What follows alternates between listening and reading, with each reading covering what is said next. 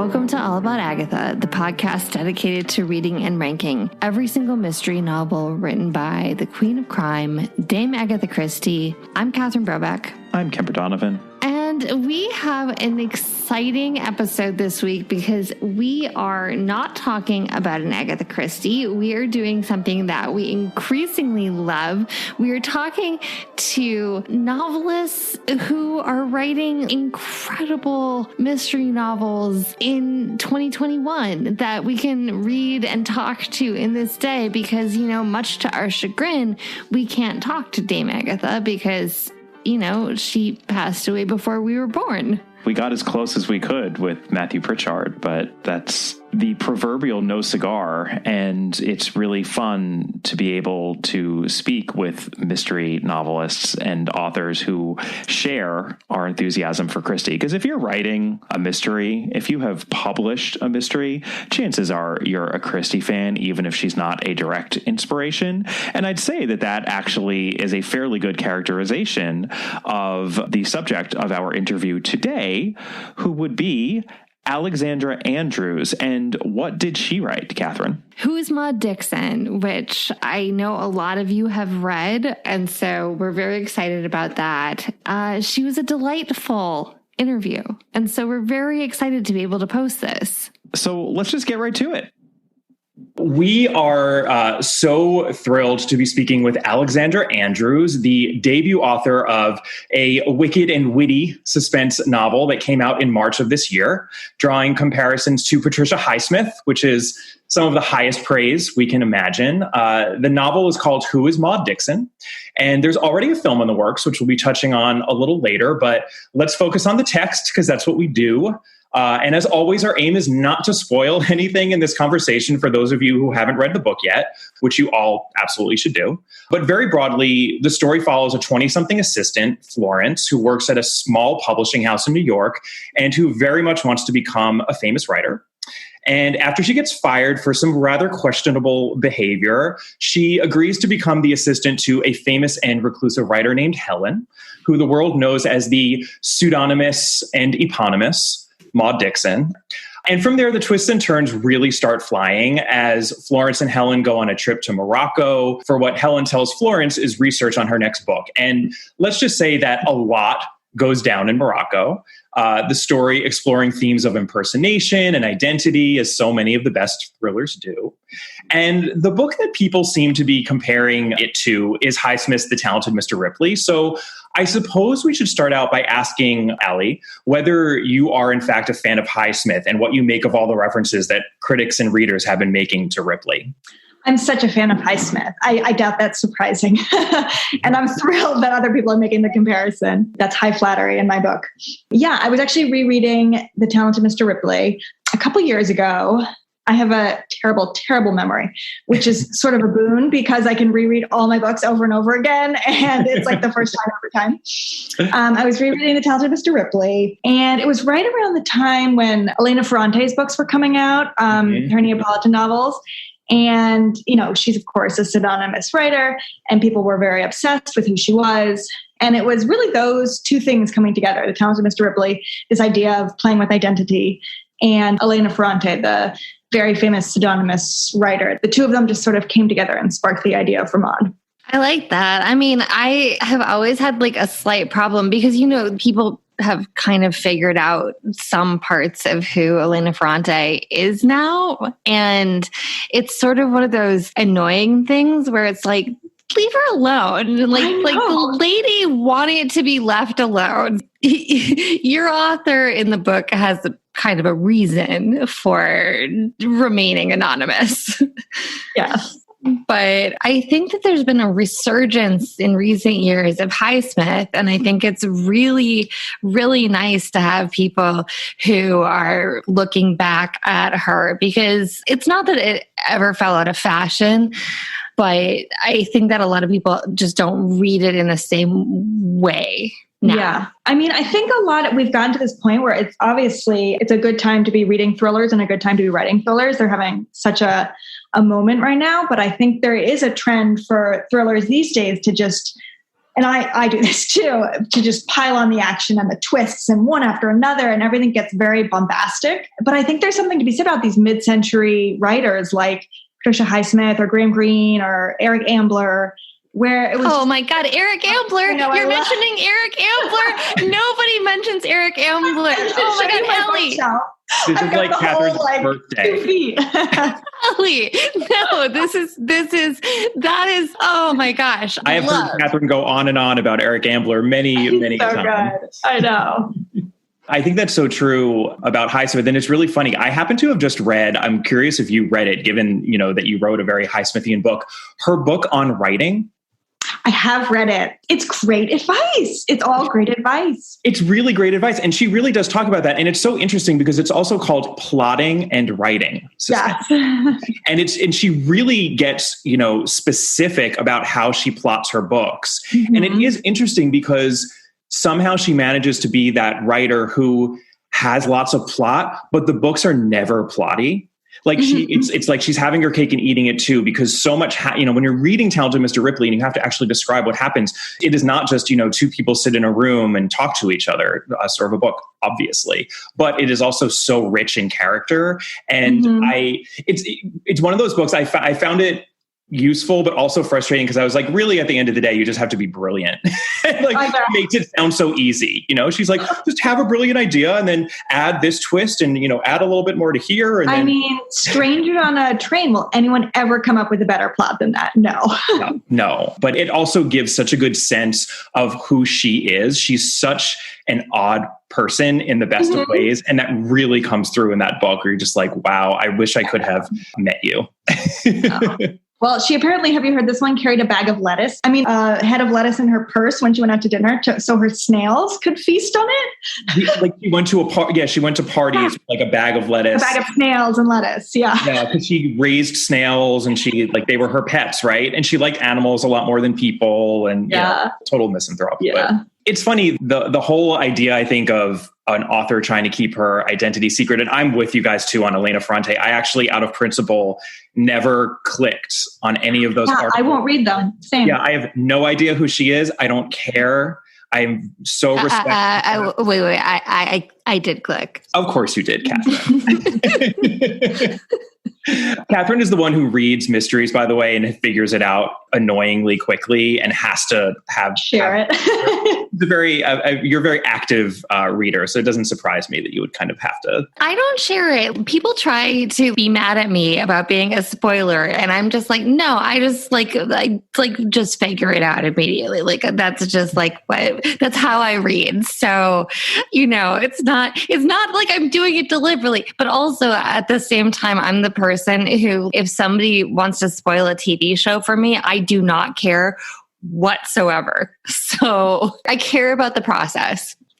Well, I definitely got, that in Maud Dixon, I think there's the whole notion of a reading public, not really wanting to accept the distance that she's trying to impose between herself and her readers. And I think that, these days there is this kind of notion that a central part of promoting a book is letting your readers get to know you personally in a way that it never really was before social media dominated the way that we communicate. It's relevant to your book. And I also just happened to notice, as we were doing research for this very interview, that you yourself don't have a huge online presence. And I'm curious what your stance is as a reader and now an author on the ways that authors should be expected to interact with their reading public or fans. I don't think there should be any expectation of anyone ever, basically, about anything. But it's true. I'd say probably in most book contracts now, you have to, agree to do a certain amount of promotion and social media, which is not actually why I do it. I don't really have a stance per se. I have an Instagram account. Mm-hmm. What else would I do? Facebook, Twitter? No, I don't really. Twitter's the big one. I feel like writers are... Twitter lurker. I only follow comedians because that's all I want from it. If I have something to say, I guess I'll just put it in a book or I'll tell my husband. I'm with you. I'm a mess on social media. It just doesn't really work for me. And it's just interesting that I think there is these days sort of a general expectations, not among all publishers or anything like that, but that, as a writer, you're going to put yourself out there and generate even, some kind of false intimacy on a lot of those platforms. And I think it's often hard, it's the exact thing that writers aren't necessarily good at. So it's, Although I think there are some authors who really kind of feed off of it. It's a very lonely job and there's sort of nothing motivating you except yourself. I can see how it might be a boon to think that there are these people awaiting your book and they're telling you how much I don't know. I could see how. Yeah, no. I always see every side of everything. I'm terrible in arguments. Hey, that's like a good writer should, right? No, and I mean, there's also a certain level of book Twitter that is so hard. I mean, it's so constant and hard. And I just feel for everybody who has to do it because it's not that it probably doesn't have its rewards, but it's just constant. Yeah. I mean, that's the word for it. And it takes up a lot of mental space and just time. Yeah. It's relentless psychic energy. I feel like it depletes my psychic energy. So I'm just curious if there are any other writers beyond Highsmith, obviously, she's the obvious one, who influenced you either directly or indirectly in the writing of this book. And this is also where, if you should feel free to tell us about any favorite authors of yours while you were growing up. What he's actually saying is you should feel free to tell us if you read Agatha Christie. Yeah, was that a leading question? Oh my God. I was obsessed with Agatha Christie. I really was. I mean, they were some of the first books I started reading on my own. And I think, I bet everybody's grandmother had a copy of an Agatha Christie hidden somewhere. Or their mom. Yeah, true. I loved the ones that took place in very exotic settings. It's such a satisfying way to spend a few days. It really is. And her plots were so nice and neat and they always satisfied in a great way. Were you a big Nancy Drew fan? Hi, I've never read a Nancy Drew book. You've never read a Nancy Drew? No. Oh my gosh. I missed I don't know what was wrong in my childhood. I never saw The Little Mermaid. I never saw Dumbo. I missed out on a lot. You went straight to Eric Ambler, clearly. Yeah, right. I mean, I was a dark child. Yeah, just straight up John le Carré, straight up spy thrillers at age 9. Day 1, yeah.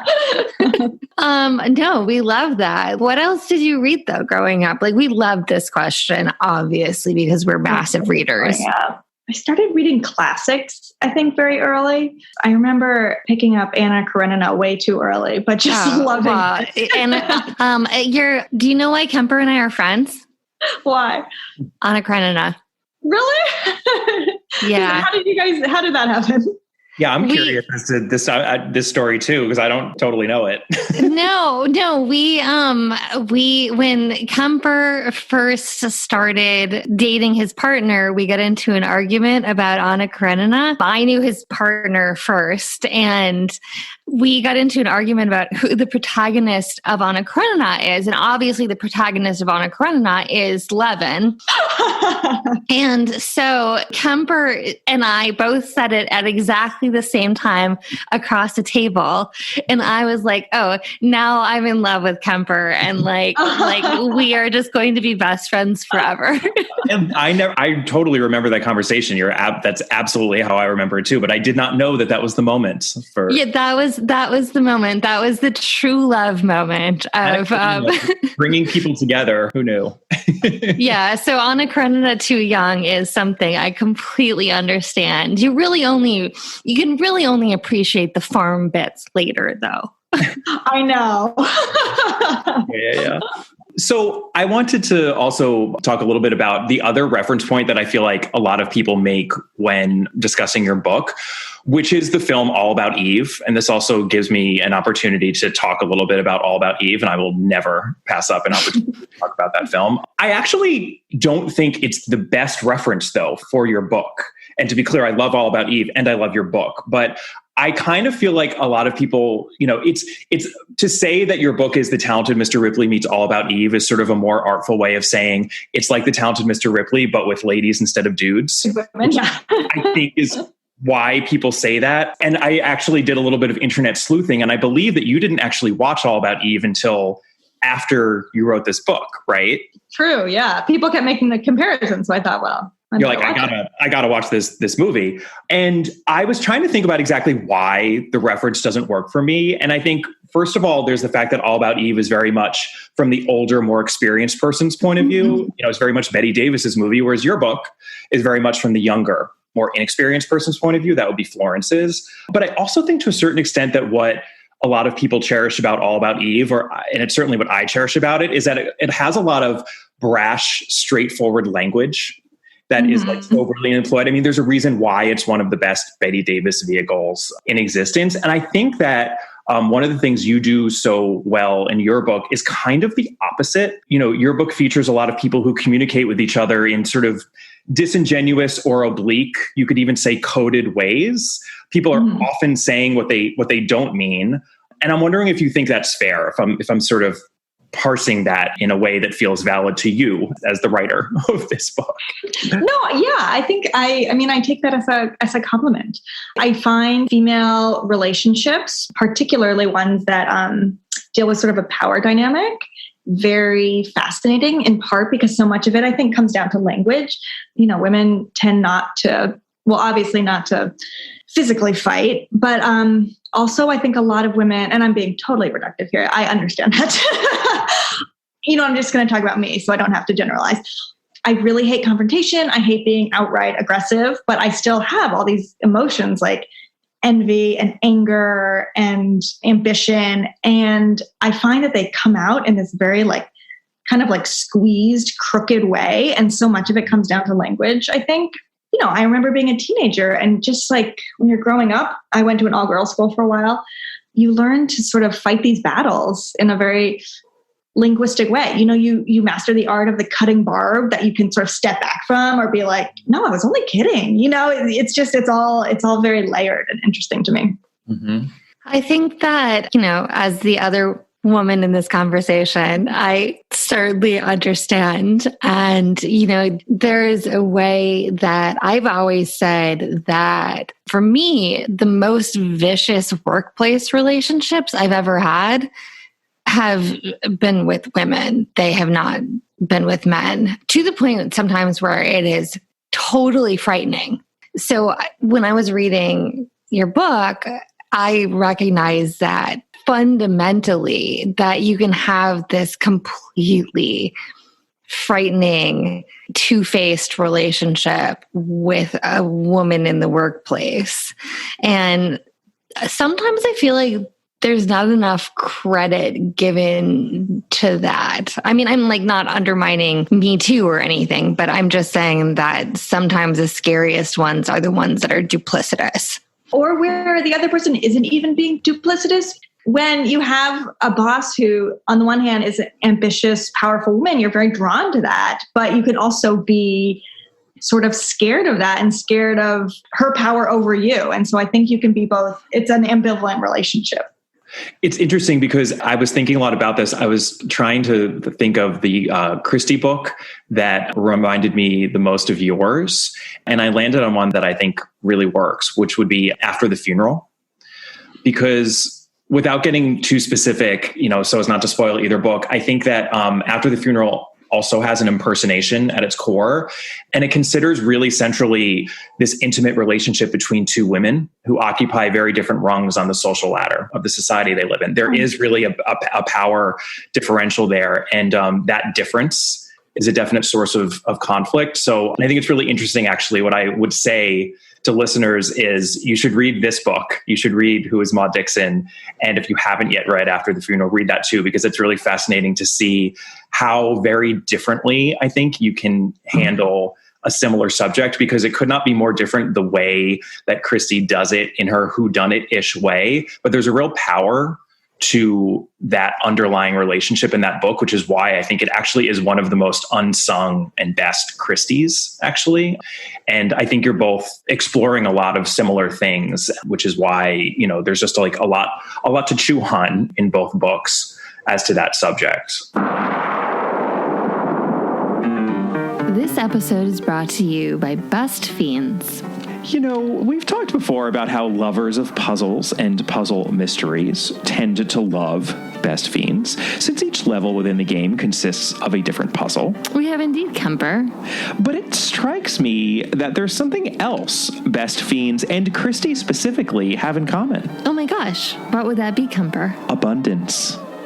Our very podcast is built on the principle that there is so much Christy out there, we could talk about it intelligently, or quasi-intelligently, at any rate, for years, and still have more to cover. And we are living that principle every day. And the same goes with Best Fiends, because no matter how many levels you've completed, there are always more waiting for you. I think that's a joyous thing. Wouldn't you agree, Catherine? Yeah, I completely agree with you. So engage your brain with fun puzzles and collect tons of cute characters. Trust me, with over 100 million downloads, this 5-star rated mobile puzzle game is a must play. Download Best Fiends free on the Apple App Store or Google Play. That's friends without the R. Best Fiends.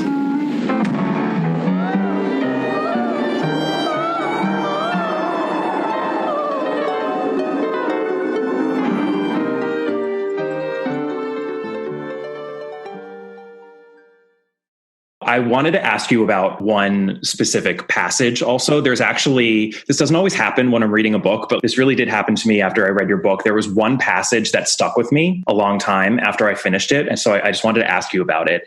Just to set the stage, this is later on in the book, and we're in Morocco at this point, and Florence has done something, or rather allowed people to believe something that represents an enormous change in her life. So it's kind of like a before and after moment that she's now on the other side of.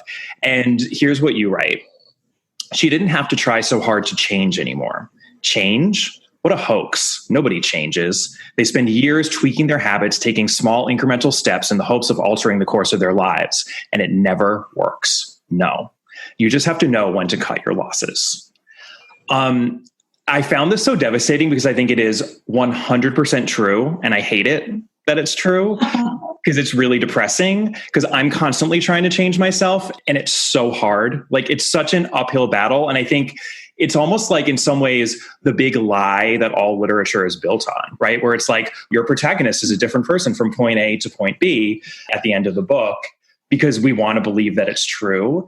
And it made me think about how, I think in a way, the real wish fulfillment of a thriller doesn't really have to do with the travel or the disguises or any of the adventure hijinks, but it's just this idea that in a suspense thriller, or dare I say a whodunit, such as a Christie, crazy things happen, murder happens, life-changing, events that will change your life happen, and they allow people to achieve this real and drastic change that eludes us so often in real life. I feel like that's exactly what's happening in this moment. And even though it gets dark, it gets crazy, there's a real wish fulfillment in that. I'm wondering if you would agree with that proposition.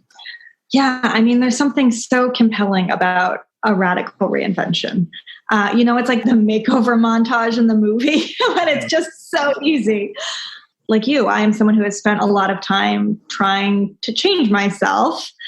I'm trying to think if I've actually changed. I think in the ways that I've changed, I'm 37 now. I don't think any of it was on purpose. I don't know. I've tried to become less anxious. That certainly has not worked. For none of us.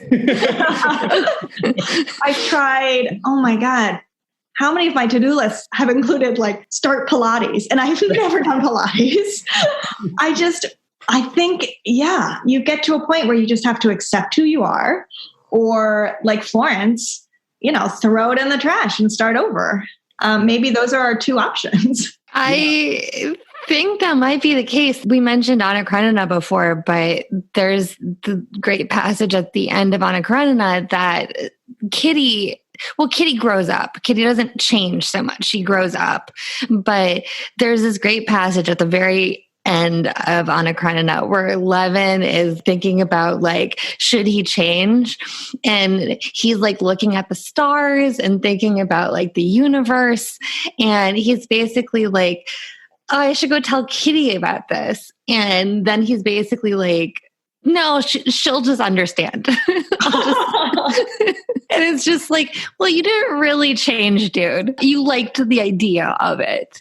he has all those like life-changing kind of thoughts in his head. And then isn't he also like short or impatient with someone right after that? I feel like he has this moment where he's like, oh my God, I understand it all. And then he just kind of falls. Well, it's because he goes into the house and they have the baby in the house and he's annoyed about having to deal with the baby. So yeah, he really didn't change that much. Yeah. People don't change. It's like the fundamental error. You can want to change, but like you're kind of hardwired for whatever you are, like I think one of the things that quarantine might have taught us is that if you were what you were when you were like 16, you're going to be the same 20 years later. So I don't know. I think there's something to be said for changing involuntarily. I think it's very hard to change yourself voluntarily. But look at someone like Kitty. Like she was such an annoying little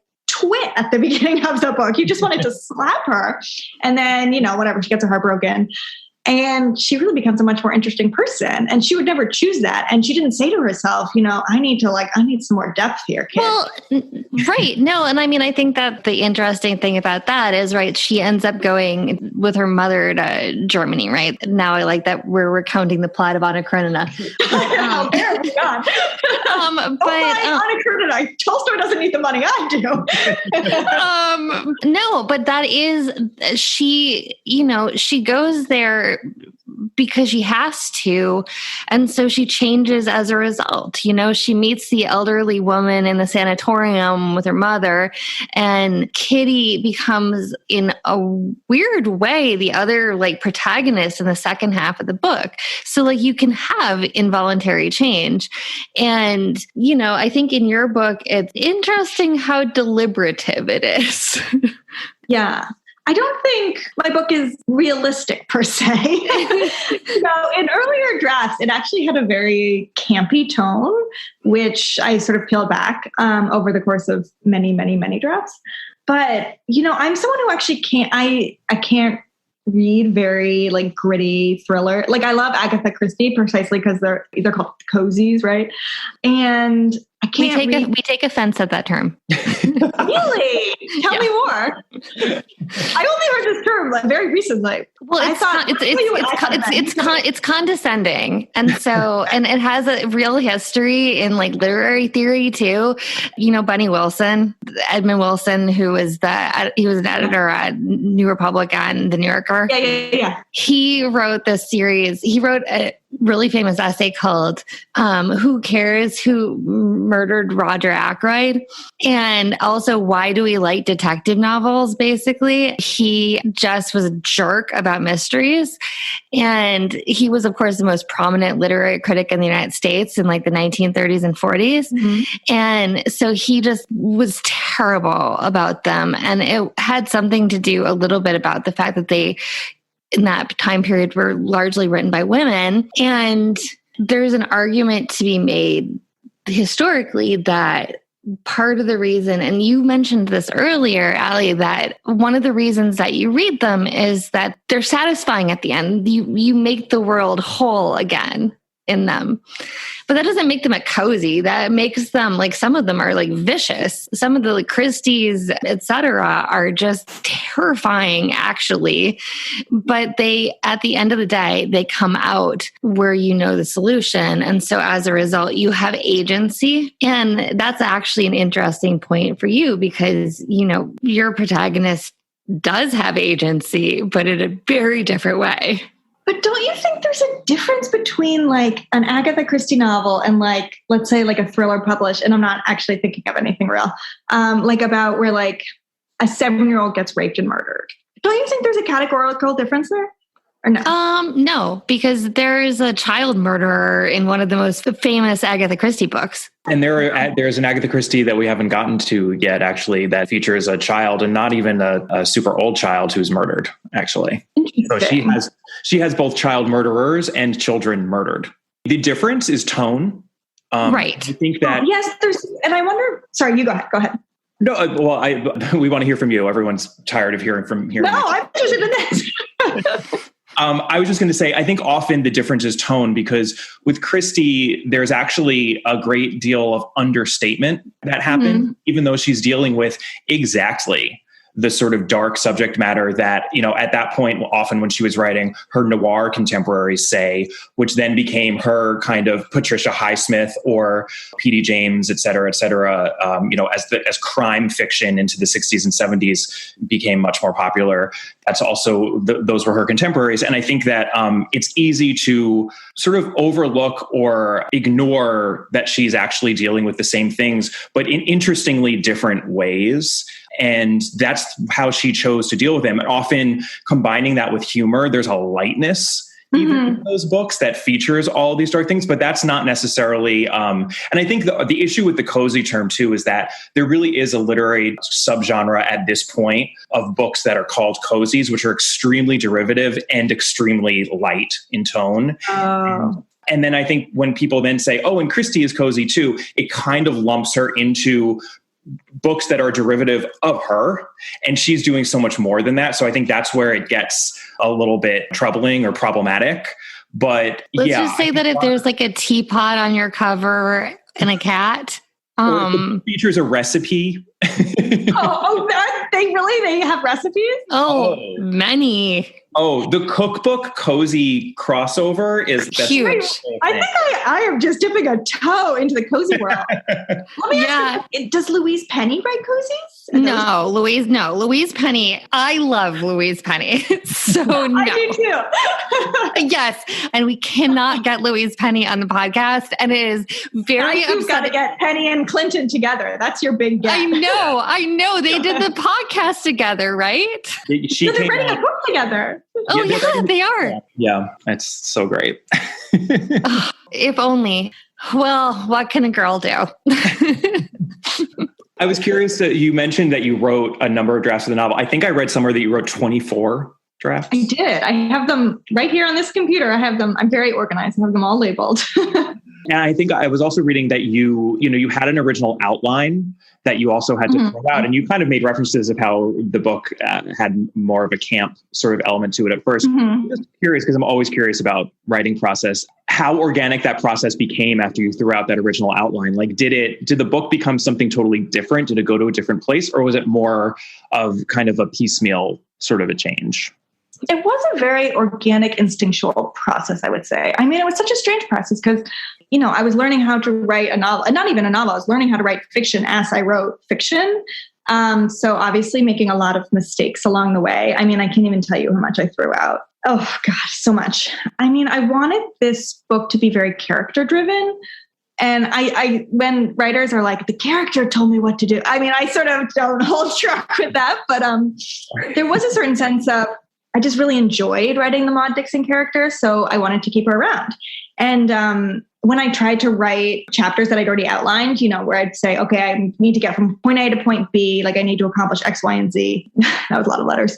I just found that the writing got really dry and it was sort of just a trudge. Whereas if I just sort of let a conversation flow without any goals, sometimes it would just take me somewhere interesting. The most important thing to me in the book was really having sharp dialogue, because God, nothing can bring a book down like just boring, dull, cliched dialogue. And so that was sort of how I built my characters out, I guess, through their voices. And then through that came the plot ultimately.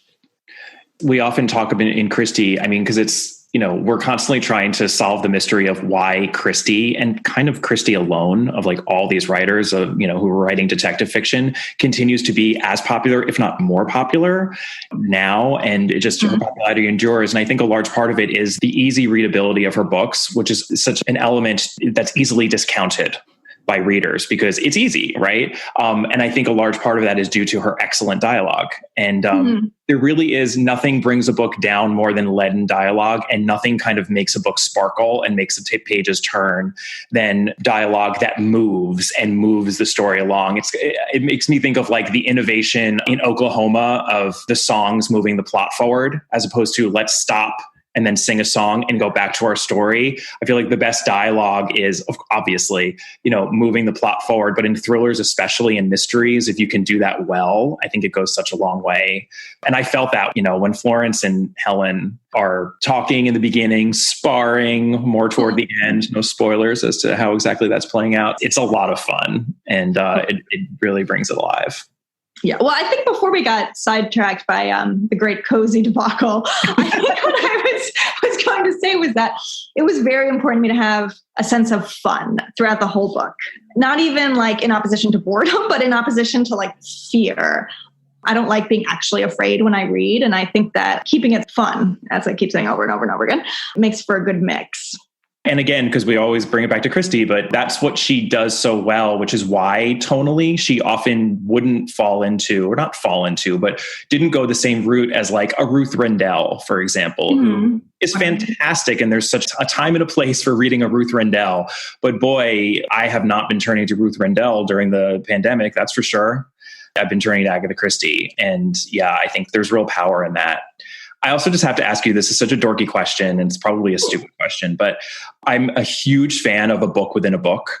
I just love books within books. One of our recent interviewees was Anthony Horowitz, who did this twice recently with Magpie Murders and Moonflower Murders, which I just absolutely adored. And you have a book within a book, a little bit. It's called Mississippi Foxtrot. That is what Helen, aka Maud Dixon, wrote. That's why she's a famous writer. And we get a little bit of it, which I thought was really well done. And it was very tantalizing. I'm curious, especially given that you threw out a lot of stuff as you were writing. Did you write any more of Mississippi Foxtrot? I did not. I actually did not put any Mississippi Foxtrot into the book. And then I think it was my agent who suggested including a few snippets. And I actually found it really intimidating because I go on and on about how, Maud Dixon is this genius writer and her prose just blew everyone away. And then I was like, well, I'm not that good. Maud Dixon is a better writer than I am. And so I tried to sort of make the tone different from the rest of the book. But it was like someone was like, okay, so write your genius book now. And I was like, no, I can't write that book. I'm writing this book. No, it takes such moxie, I think, to actually, it's like you're putting your money where your mouth is, which is why I love that you do it. I think there's like one paragraph and then maybe a sentence or two of dialogue or something, but they do, and they feel different. But like, I think it was a good note because you did it well. So like it goes a long way, I think, toward just selling the concept. Well, I mean, also we get a little snippet of a sequel. Maybe. No, there was also a moment, which is, this is a hard one to pull off, but I do love when this is done well, when I was like, could this book be the second book? Maud's second novel, could this be it? And then my head blew up and I put that idea aside. What prompted you to Morocco? Because again, we're trying to avoid spoilers, but let's just say that we end up in Morocco. I love books that take place in these like incredible settings that are very different from my own. I mean, my favorite Christies were always the ones that took place in far-flung places. Someplace you just want to be. Yeah, I know. And Morocco is just so, it has like this air of glamour to it, right? Totally. I mean, I was torn between that and Tangier. There were a few places I was considering, like southern Italy maybe, but I mean, it was great because then I got to visit it for research. Oh, I mean, hey, listen, nothing on earth would stop me right now to travel. God. It would just be like, it's one of the things that is so missing. I miss it so much. Oh my gosh. Yeah, my husband and I were talking, we miss being at the airport and like being delayed and killing time to get the magazine shop. Like, I just want to do that. I know. It's like, you never really thought ever that your dream would be to be delayed and be at a bad airport bar, getting like a gin and tonic and being like, okay, well, I guess I have to sit here for another 45 minutes and this is terrible. And now it's just like, the height oh my gosh. Yeah. the height of glamour. And to go to someplace like Tangier is, Allie, you're making me like, sorry. But I really liked that, we end up in Rabat. Again, I think it goes back to your definition. That's fun. I wanted to ask you actually a little bit just on the film, which is in the works. So Liz Hannah, who wrote the film The Post, is adapting your book right now. She's also set to direct it. Cannot wait for that. So here's my question. Is Julia Garner going to get an early look at the script to play Florence? Because I seriously could not help picturing her while I was reading it. Is that true? Because that's exactly who I was picturing. Okay, not only that, not only that, but my childhood best friend read your book the day it came out. She just speed read it the day it came out. And she called me about it and I hadn't read it yet. And she was like, you know who the heroine is? It's that girl from Ozark. Totally. Yes. It's exactly what I was thinking of. She's just got just the right look. It's she's really beautiful in a very weird, and now I feel like a jerk in kind of an unusual way. She's really beautiful. And then she can do both. In Ozark, she does that kind of seedy, tacky thing so well. She's fantastic. I'm so glad that you actually were describing her and the way that you describe her curly blonde hair, I was just like, oh, that is Julia Garner's hair. Totally is. That is her. Yeah. But and just the seediness, but also that steeliness that she just totally, yes. The shark eyes come out and you're just like, oh my God, I'm scared now. Yeah. She needs to be in this movie. If I had any say over it. This was your first novel, if that wasn't clear from this conversation. Yes. Are you working on another one? The politic answer is yes. Oh my gosh, it's been so hard. I just saw this Tracy Letts quote in the New York Times where they interviewed all these artists and he was just like, I haven't been able to, I've got the time. I've really tried to work and I just cannot work. I have found it very, very difficult. I had a baby in March 2020. I also have a toddler. So, I could point to them as the problem, why not? But, I don't know. My mind is I'm finding it very, very hard. I have written a fair bit of a second book. I don't know if it will be the second book. We'll see. The Tracy Letts quote that you're referencing was brilliant because for listeners who don't know, the New York Times just ran a list of quotes from creatives about how they had been spending quar. And the Tracy Letts one was the only one that seemed honest. Everybody else seemed kind of like they were lying because the Tracy Letts one was like, yeah, no. Are you kidding? No. And everybody else was like, oh, well, I tried to learn to knit and everybody's like, you're a liar. I've been trying to make, all of our listeners know this, I've been trying to make a quilt for 4 months. It has not progressed very much. Yeah, I think I ordered knitting needles at some point and just never touched them ever. Yeah, it's a hard time for creating. That's pretty intense then, because your book came out in March of 2020. The book was March 2021. So it was right. We're in 2021. Oh boy. Where are we? Yeah. That was I'm sorry. We're in April of 2021. Yikes. Yeah. Yeah. Anyway. We hope that whenever you're able to dig into the second novel, that we want a sequel. Oh my God. Hey, Patricia Highsmith did 4. I know, but didn't she do them? She did the other ones much later, I think. Much later. Yeah, I'm going to say I'm going to write the Maud sequel when I'm 70. Totally fine. Just write us something else soon. Okay, I will do my very best. Thank you so much, Allie, for sitting down with us. We really appreciate it. Thank you. This was so fun.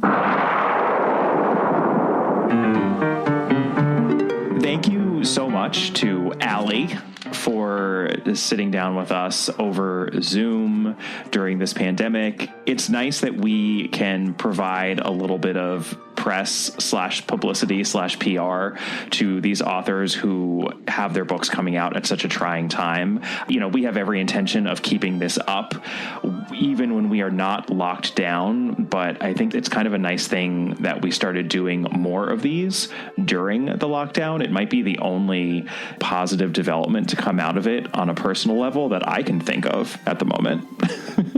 And I know that a lot of you guys listening read a lot of contemporary mystery too. And I think that the important thing, and part of what we talk about consistently on the podcast is, when we talk about stuck in its time, we're only talking about that because we really believe that the Christie novels are relevant today.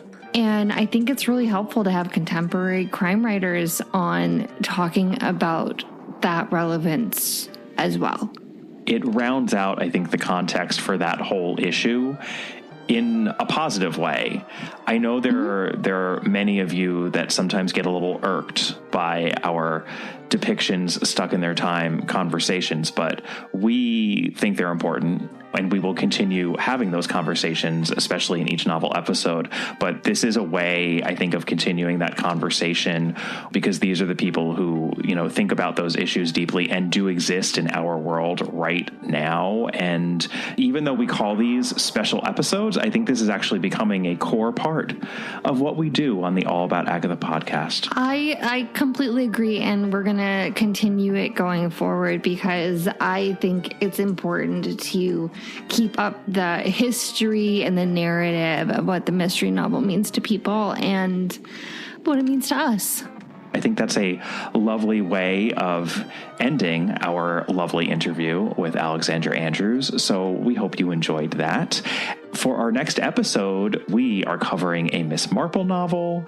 A Caribbean mystery is upon us. I'm so excited. And in the meantime, if you would like to talk to us about who is Maud Dixon or Miss Marple or anything in between, we would love to hear from you. Send us an email at allaboutthedame@gmail.com or find us on our Patreon site, www.patreon.com/allaboutagatha. We just dropped an episode about The Daughter of Time by Josephine Tay. Speaking of other mystery authors. Very exciting. And very exciting. You can also find us on social media. On Twitter, we are at All About the Dame. Catherine is at Brobcat. Our Facebook page is All About Agatha, and our Instagram handle is at All About Agatha. And if you haven't yet done so, please take a moment to give us a rating and or a review. It really helps us out, and we appreciate it. And we'll see you next time. Bye. Bye.